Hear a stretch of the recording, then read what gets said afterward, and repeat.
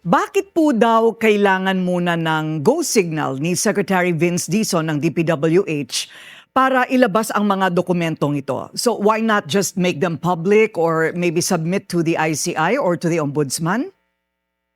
Unang-una po, si Vince Dizon ang nagsabi sa DPWH na ibigay ito sa akin. Kaya courtesy naman po na hayaan ko sila muna magbigay nito sa ibang mga ahensya ng gobyerno at sa publiko. At actually, just an hour ago, I received a Viber message na nagpadala na rin ng update ang DPWH na ang files nila ay ibinigay na nila sa Ombudsman. Kaya yan po ay magandang progreso dahil sa mga inanunsyo natin. Mhm. Pero isa pang practical na realidad ay marami kasing mga ayaw na lumabas ito at baka magka-question din pag lumabas ito.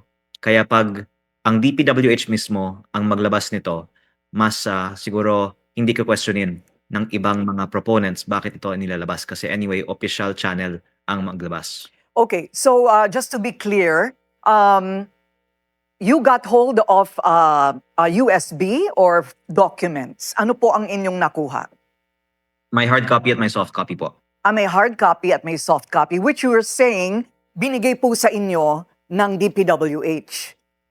Opo, nung bagong halal pa lang po ako, nagtatanong na ako, tapos nag-unang meeting kami ni Yusek Cabral sa kanyang opisina June 11, tapos nagsulat ako August 11, tapos bumalik ako September 4 dahil bagong appointee si Secretary Dizon din, at nung nag-uusap kami ni Yusek Cabral, tinawagan niya at tinawagan din siya ni Sec Dizon at sabi ni Sec Dizon pwedeng ibigay sa akin dahil sinabi ko naman, 'di ba, transparency ang gusto natin at nag-agree naman po tayo. Kaya nagpapasalamat po ako at dahil sa appointment ni Sec Dizon, ibinigay sa akin ang mga dokumentong ito. So, kumbaga parang ibinigay ng kusa ni Ms. Cabral, Yusek Cabral, yung mga dokumentong yon. Si Secretary Dizon po yung nagdesisyon na sabihin na, sige, ibigay mo na dahil gusto naman natin transparency. Mhm. Okay, and you believe it to be authentic, ito pong mga nakuha ninyong mga listahan? Basta 110% ito po ang nakuha ko sa DPWH. Kung tama ba ang mga files ng DPWH, pwede silang magpaliwanag. Pero ayon sa aking research sa aking distrito, lahat ng mga proyekto na nandito ay tama. Yung Mhm. mga alam kong ipinasok ng district congressman, nakalagay, allocable ng congressman. Yung mga ipinasok naman ng iba, nakalagay din, iba ang nagpasok.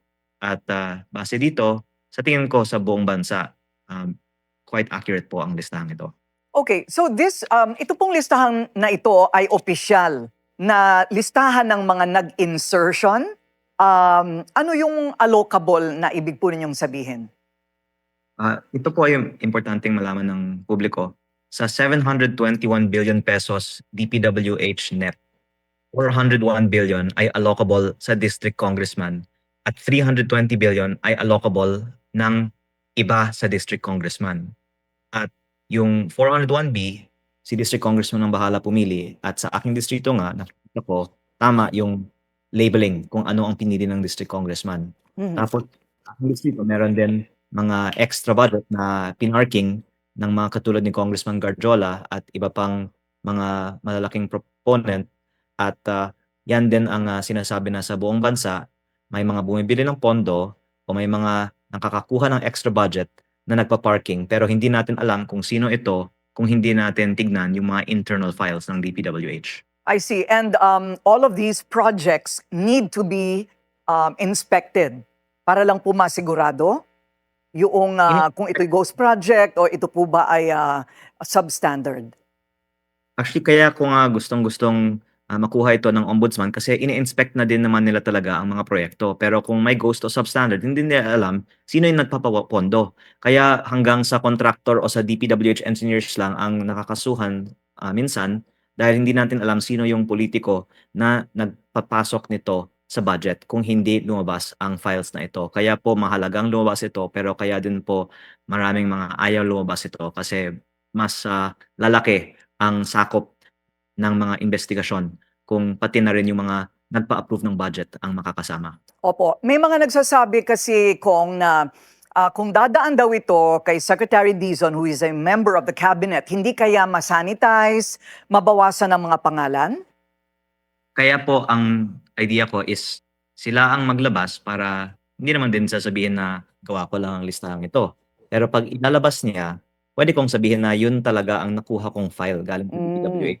Kaya puwede naman tayong lahat mag-usap at sabay na lang ilabas, 'di ba? Pero ang maganda opisyal ang maglabas para hindi ko-questionin naman kung, tunay ito o hindi. Napakarami daw pong mga pangalan nito at nabanggit na po ninyo sa isang panayam na kasama po ang ilang mga cabinet secretaries? Hindi lang po, pati ang undersecretaries at sa labas pa ng DPWH.